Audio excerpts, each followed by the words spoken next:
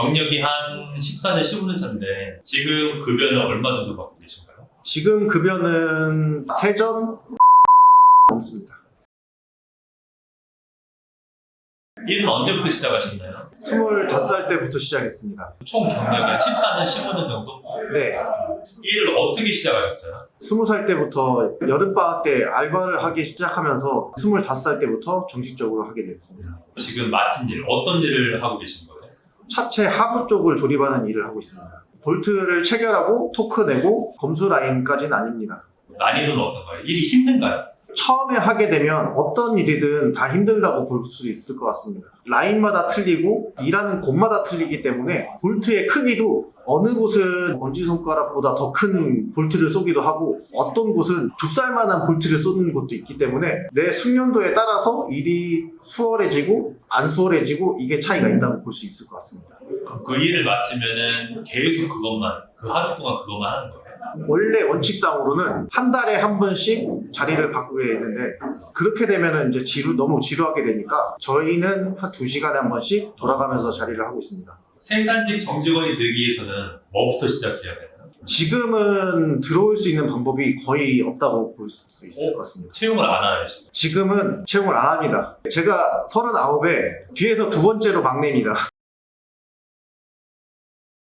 그럼 예전에 25살에 정직원이 됐을 때 네. 그때는 어떤 과정을 통해서 정직원이 되신 거예요? 제가 업체를 들어와서 5년 6개월 정도 일을 하다가 정직원 전환을 해라 판결이 나서 딱 그때 전환되면서 정직원이 됐습니다. 재수가 좋은 거죠. 최소한의 자격증, 필요한 자격증이 있는 건가요? 아니면 뭐 경력만 인증되면 바로 경력만 인증되면 자격증은 절대 필요한 게 없습니다. 내가 하고 싶다 해서 와서 일을 했으면 무조건 할 수 있는 상황이었어요. 하루 근무 시간은 어떻게 되세요? 제가 8시간 하고 그 다음에 교대를 해서 또 8시간 다른 분이 이제 이렇게 하고 있습니다. 보통 아침 몇 시 출근하세요?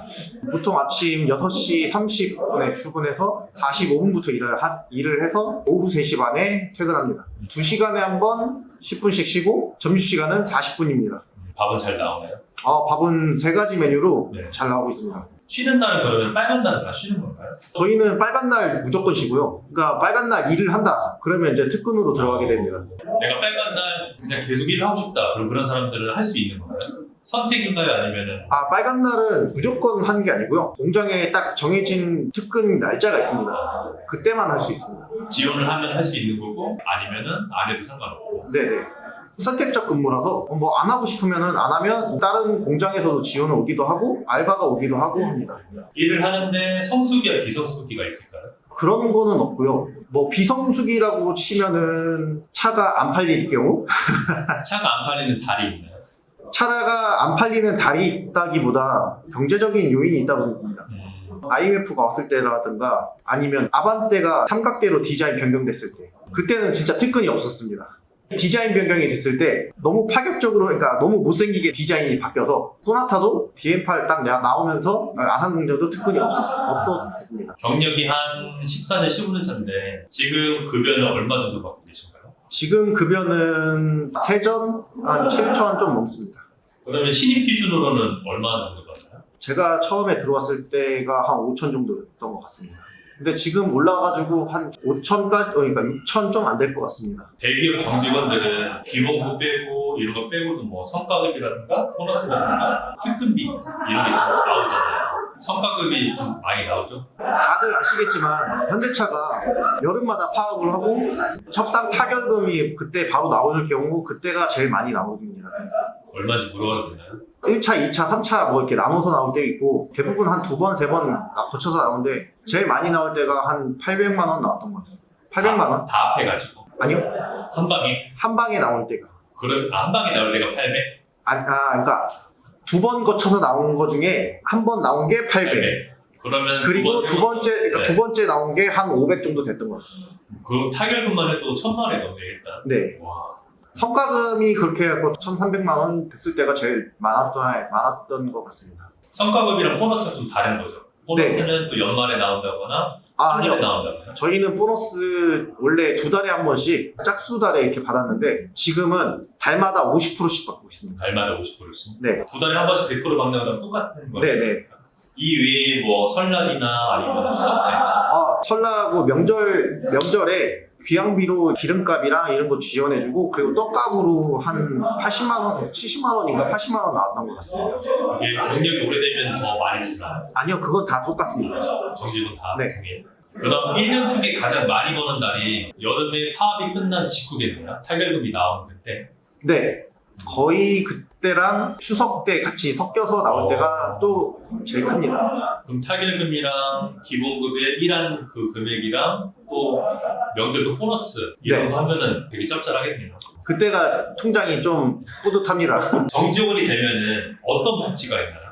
복지는 많죠. 집이 없으면 사원 숙소로 이제 신청해서 살 수도 있고, 기숙사처럼? 네, 기숙사가 뭐 한 달에 한 4만 원 정도밖에 안 하니까 이건 뭐 괜찮습니다. 사원 직원 아파트도 있기 때문에, 근데 직원 아파트가 너무 오래돼서 이제 좀 웬만하면 안 가려고 하긴 하시는데 잠깐 살고 돈 모아서 나오기에는 괜찮은 것 같습니다. 그게 신혼부부 대상으로만 하는 건가요? 아니면 뭐 솔로들도 들어가서? 신혼부부 대상으로만 합니다. 전기세, 수도세 그런 거 안 내고요. 제가 알기로는 7만 원, 8만 원 정도 있습니다. 돈 모으기 딱 좋은 네. 시스템이네요.